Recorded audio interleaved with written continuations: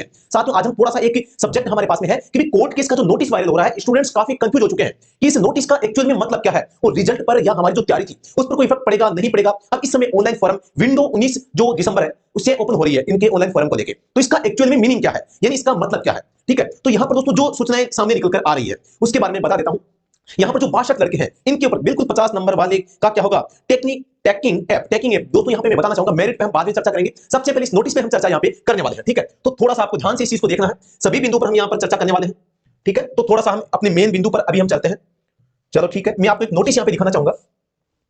एक नोटिस आपके सामने में रखना चाहूंगा जिसको आप देख के आप स्वयं पता लगा लेना कि इसका मीनिंग क्या है। ठीक है, मैं थोड़ा सा बस नोटिस को यहां पे लाने में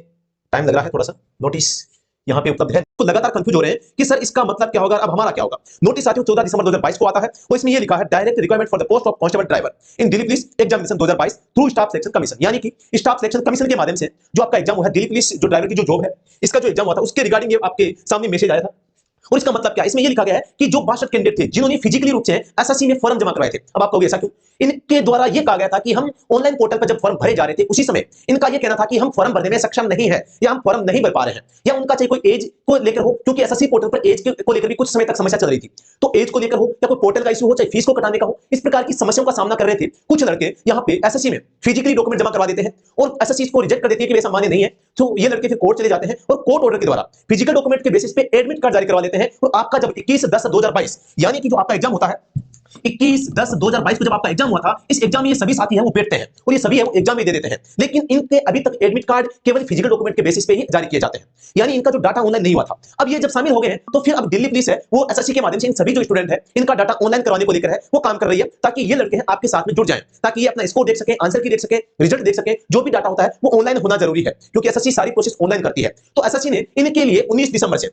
दिसंबर से यहाँ पे मतलब कि एक विंडो ओपन करने का, यानी कि एक लिंक देगी, उस लिंक के माध्यम से ये 62 लड़के हैं यहाँ पे विंडो ओपन करने के बाद में ऑनलाइन फॉर्म है वो फिलअप कर सकेंगे। अब दोस्तों मैं बताता हूं इससे आपके ऊपर क्या असर पड़ेगा, आपके ऊपर बिल्कुल भी इफेक्ट नहीं पड़ेगा। ये 62 लड़के